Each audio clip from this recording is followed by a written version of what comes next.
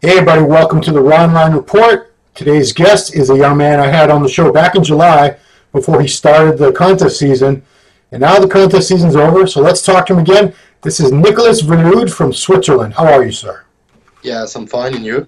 Good. Now, I was researching right before this, and I realized Switzerland doesn't actually have a language. It doesn't have, there's no Swiss language, is that right?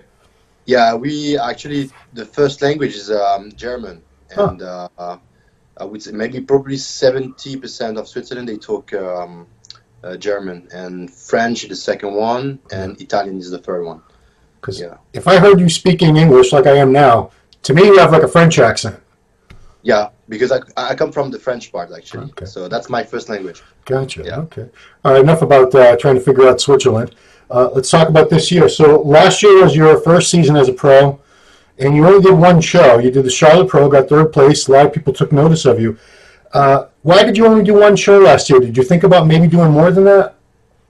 Yeah, I wanted to do New York and Toronto. The thing is, when I was in Charlotte, I had some trouble with my shoulders because many people, they start to talk about my shoulders. They look fake and blah, blah, blah. And so the thing is, I had to make a choice because it was too much for me. So I have decided just to come back in Switzerland and to stay relaxed. And and I said, okay, you know what? I will come back next year and I will try just to forget this story, actually. And that's actually what I did. Yeah. Sounds like you let the haters win, dude. Don't let the haters win. Yeah, exactly. That's what I'm playing. So I said, yeah, you know what? Just forget this and just do your homework, and that's it. Yeah. I mean, I'm going to go on record and say I know what fake arms and shoulders look like. I've seen a lot of injected arms and shoulders. You just have big shoulders, big and round. You know, I know the difference. And I would tell you, if I thought you had fake shoulders, I'd tell you right now because I hate that shit. That's actually my strong part since when I've started bodybuilding, my shoulders and my legs were actually my best body parts. So yeah, that's my body. Yeah. Well, sorry guys, if you can't get shoulders like that, you should have picked different parents, I guess. So when did you decide that you would make your second show, your second pro show, Portugal? What made you pick that particular show? That was actually pretty close to my place, so to Switzerland. So I only had to do maybe 2 hours with the flight, so that was pretty short. Oh, wow. No time difference. Pretty easy to come there. I knew also a lot of people in Portugal. Yeah. So that was for me a good plan, a good way to start the season. Yeah. Okay, now you were having a lot of trouble because we talked right before that show, and you were having trouble getting down to 212. Obviously, you did it. You made the weight, but at what point in the diet, or at what point out, what do you weigh when you're pretty much stage ready? How heavy could you have competed at if you wanted to? Yeah, my weight would be probably around 100, 102. So I would say 220. Okay. That would be a good weight for me, but yeah, I mean this is the rules, so I have to respect them. I mean, which shows that you've competed in give you the most time between weigh-ins and the stage? I think that was the Portugal Pro. Yeah. Because I did Tampa right after. That was pretty short. I think I had only maybe 12 hours, so that was really, really short. Yeah. And then Olympia, I had more than 1 day, but not like in Portugal. So Portugal was what, 2 days or more? Yeah, I think that was 2 days. Yeah. Okay. That was perfect for me. So where'd you end up on stage? You probably were like 100, 102 kilos? Yeah, exactly. Yeah. Okay. Mm-hmm. Talking kilos like I know what kilos are. Yeah. 2.2 pounds, everybody. That's my math. Yeah. Okay. So Portugal was a great look. You look great, and unfortunately, you ran into Hadi Chupan. If he hadn't showed up, you would have won. Damn it. He really brought a crazy physique, crazy package. So I was pretty proud of myself because, in my opinion, the Portugal was probably the best shape I ever had since I have started bodybuilding. In my opinion, of course. Yeah. I never been able to bring that physique again because in Tampa that was too short between the weight in and the stage time. Yeah. And Olympia, that was also, I mean, I had time, but I think I was maybe a little bit stressed because that was my first time. That was a huge event, and this is also something I have to learn to keep under control. So maybe for next year, yeah. Yeah, I mean, I saw you right after weigh-ins out in the hall eating your giant tub of rice or whatever it was, and yeah, I could tell you were kind of overwhelmed. There's just so much going on at the Olympia. It's so many people and so many different things going on at one time. It's overwhelming for anybody. Even I think even the fans are like freaked out when they go there. But to compete in it, your first Olympia. But let's back up to Portugal. I mean, you know, Heidi didn't blow you away. It wasn't like you didn't push him. I thought you guys had pretty comparable physiques. You're both massive, thick, dense muscle, good shape, great condition. It's not like some shows where it wasn't apples and oranges. You know, he's just got some years on you. I think muscle maturity and stuff, you'll be right there. But yeah, you know, we still haven't seen Heidi compete in the USA. I don't know if we ever will, unfortunately. Yeah, I hope for him. Yeah, because they let you in, so clearly you're a good guy. They let you in. I don't know why they don't let him in. I think it's Trump doesn't like Iran. He has apparently he has no problem with Switzerland. I guess Switzerland is cool.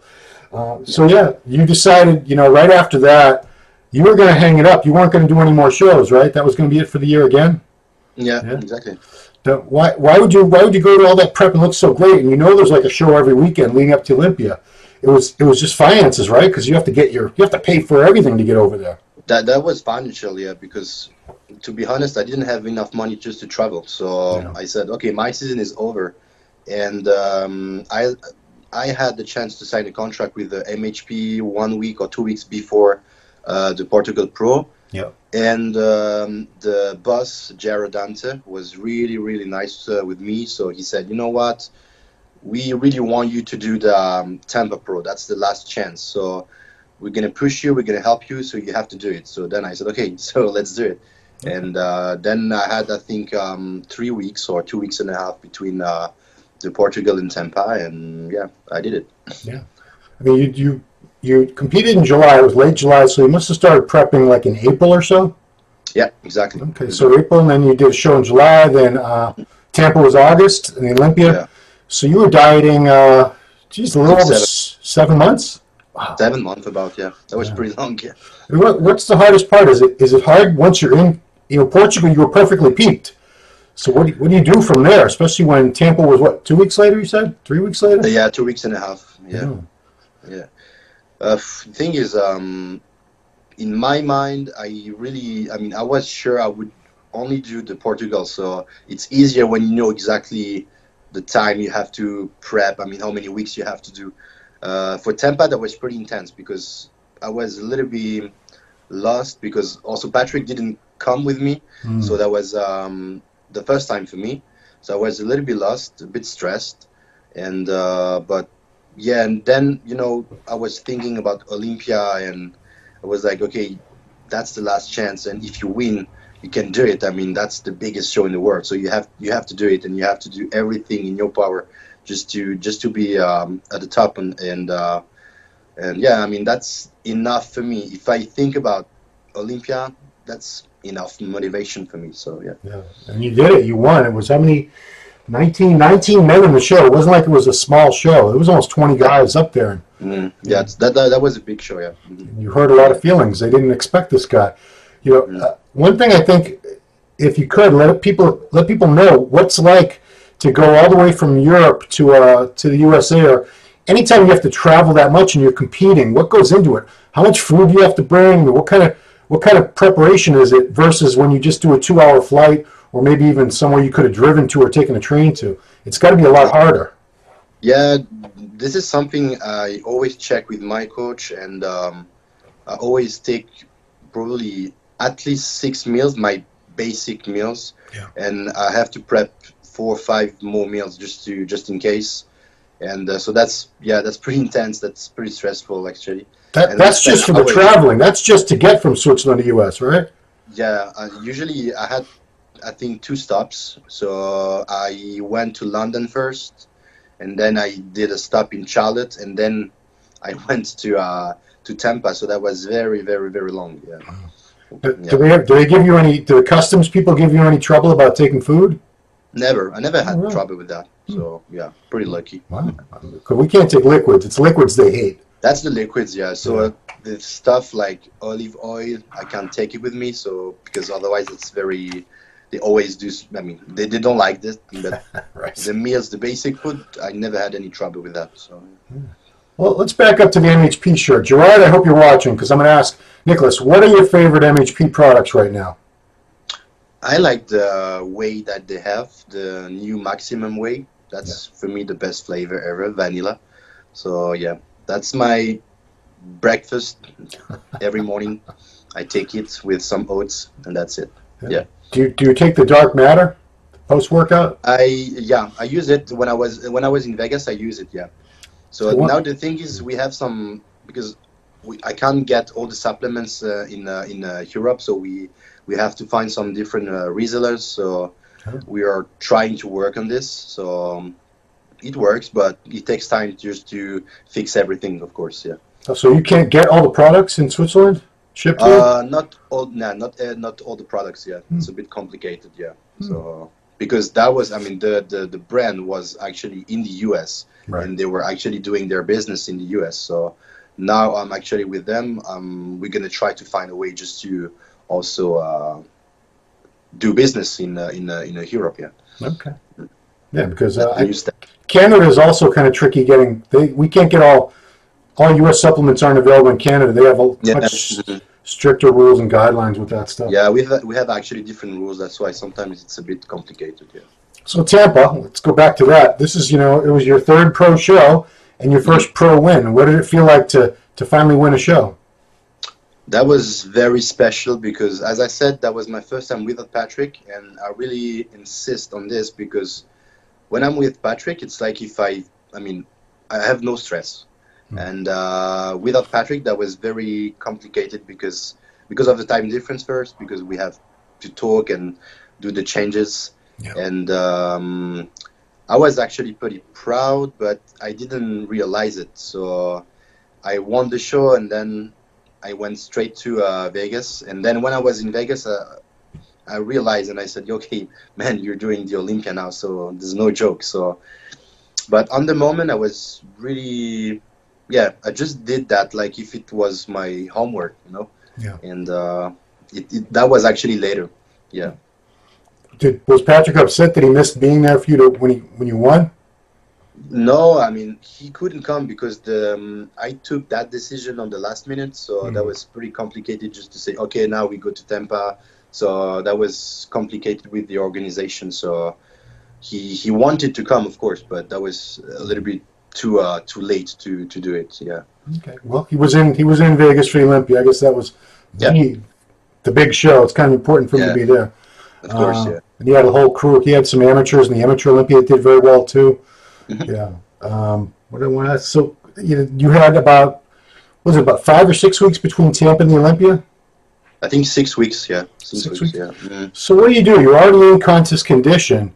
Do you try to hold that condition for 6 weeks, or do you loosen up on the diet for just a week or two and then go back? No, Patrick is very strict, So I went to Vegas. I had actually 2 days off, really. When I didn't train. I could eat some crabs. Yeah. And then after the 2 days, diet again. So, yeah, 6 weeks. That's the biggest show in the world. So we said we have to do everything to bring the best package ever. Yeah. Because it's tough when you're in contest condition. It's tough to hold it without starting to lose muscle. Is that something you had to deal with, or does your body not respond that way? I think now I know how I should feel, so it's fine. But for the Olympia, that was probably the toughest show because I was still at 200. I don't know the pounds, but that was you were overweight. 100 kilos. So that was really too heavy. So I still have 4 more kilos to lose at only 2 or 3 days out from the show. And I had 1 week without any carbs. I was doing cardio every day in the morning, in the evening, plus the workout in the middle of the day. And my weight was still at 100. So we were like, okay, it's going to be really, really tough this time. So we did it, but we make it. But Yeah, not easy. So at 100 kilos, there's no fat on you. Yeah, Very little water, I imagine, because the way you're eating. So did you have to lose a little bit of muscle to get to 212?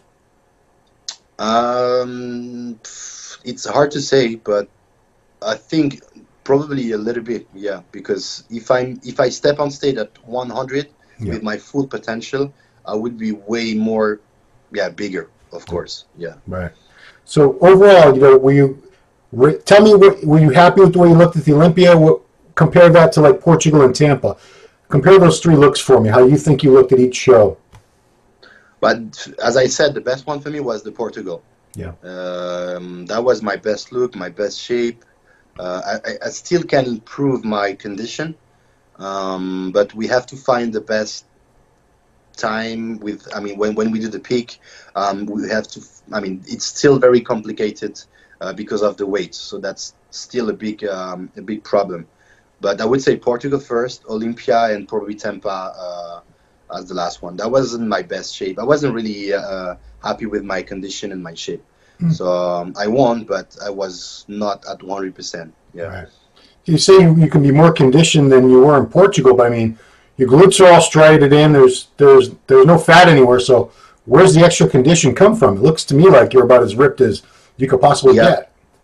My lower body is my best part, I would say. But my strongest part. But with my back, I still can improve my back with the definition, and I have also to improve a bit the volume of my back. And bring more details with my back, upper back especially. Okay. So the Olympia, what was it? The biggest stage in the world is the Olympia stage, and you got to share it with Flex Lewis. The last time he ever competed as a 212. Yeah. A lot of other big names, legends: Jose Raymond, David Henry, Dixon. It was a great lineup, great quality show, and you didn't do bad. You just barely missed top 10.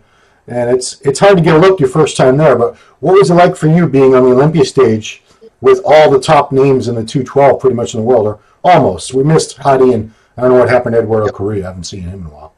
Well, this was unreal because Flex, Jose, David, I was actually watching those guys 7-8 years ago.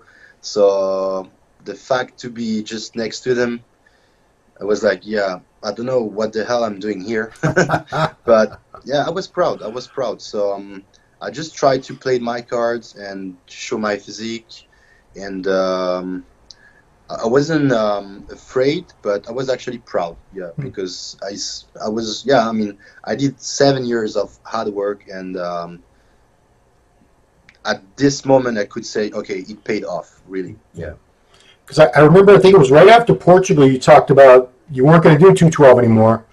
You were talking about probably going to move up to open because it's just so hard for you to get to 212. But Giles really was one guy who was pushing for you to do the Olympia as a 212, probably because it was going to be a big historic year with Flex retiring and everything. But, he was hoping that if you got on that stage and saw how you fit into that whole mix, that you would want to remain at 212 for at least maybe another year or two and move up and be one of the top guys at the Olympia.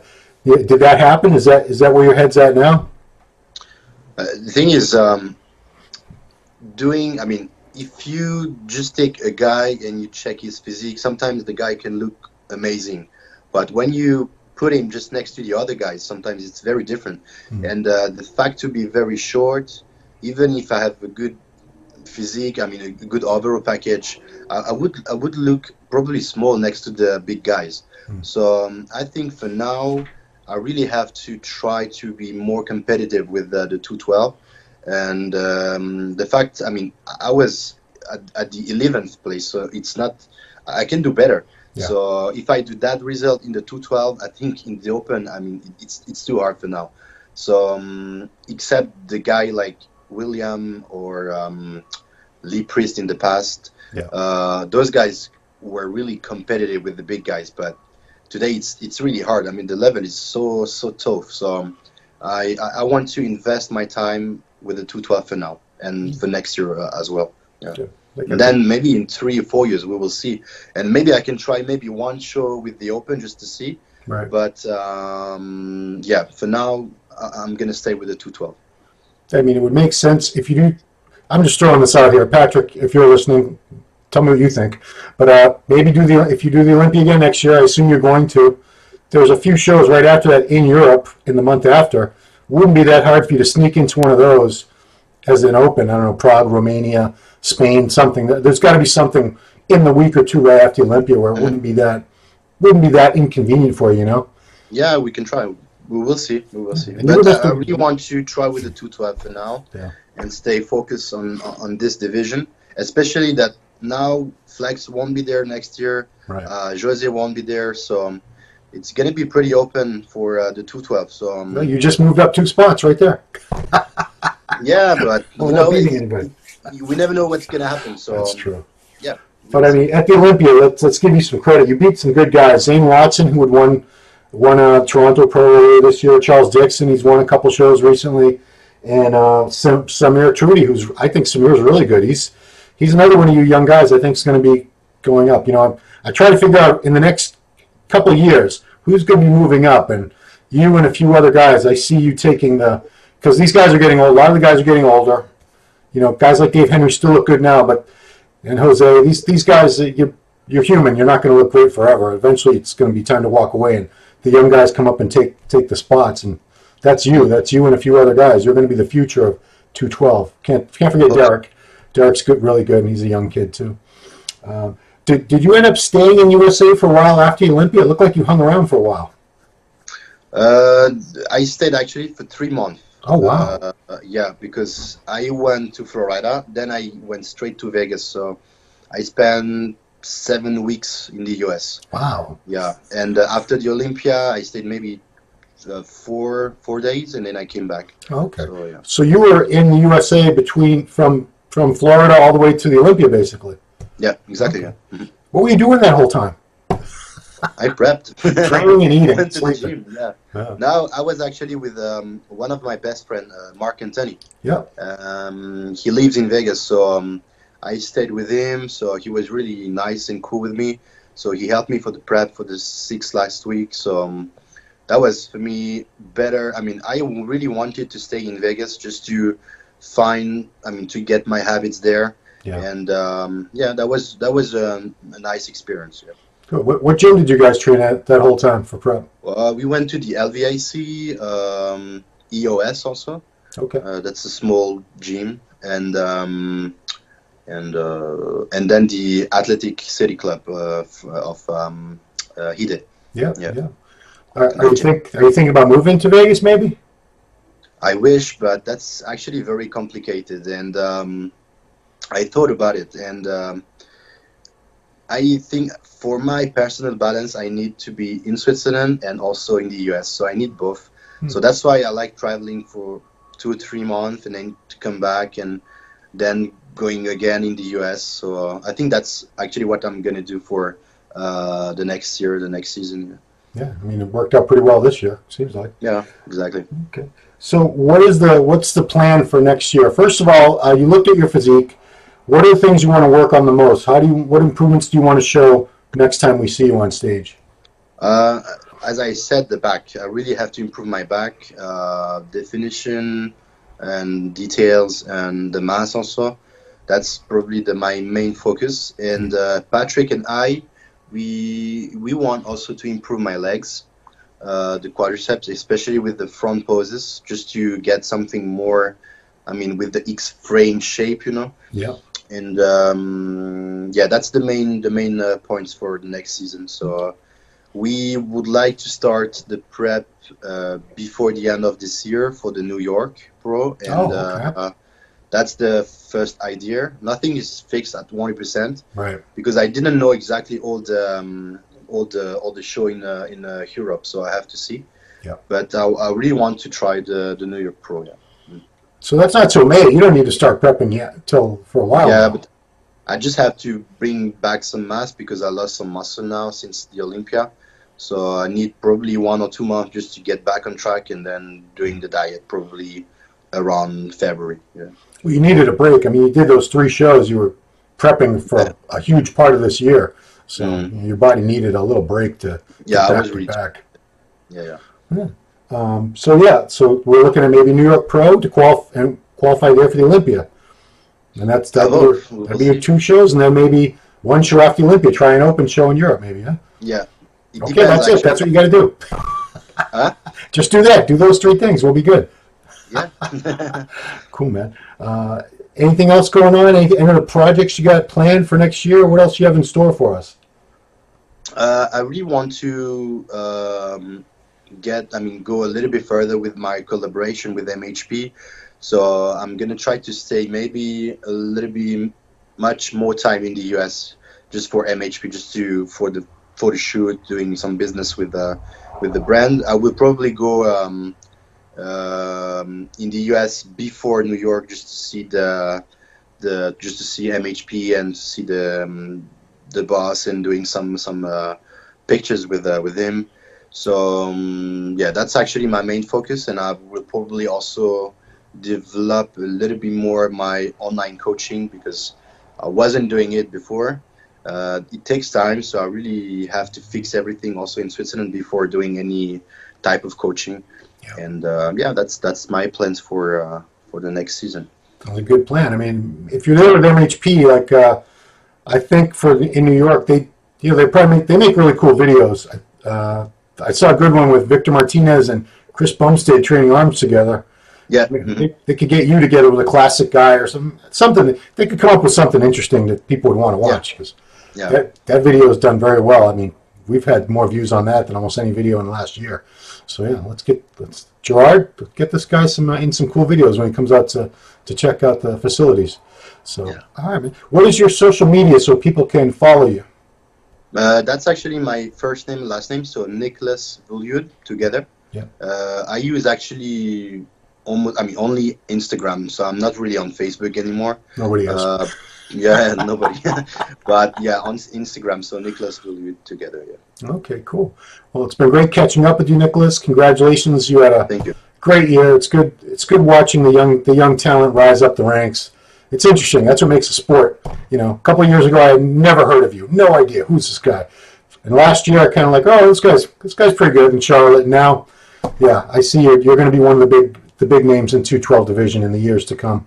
So just keep doing what you're doing. Keep working hard. Yeah, you've got all the tools.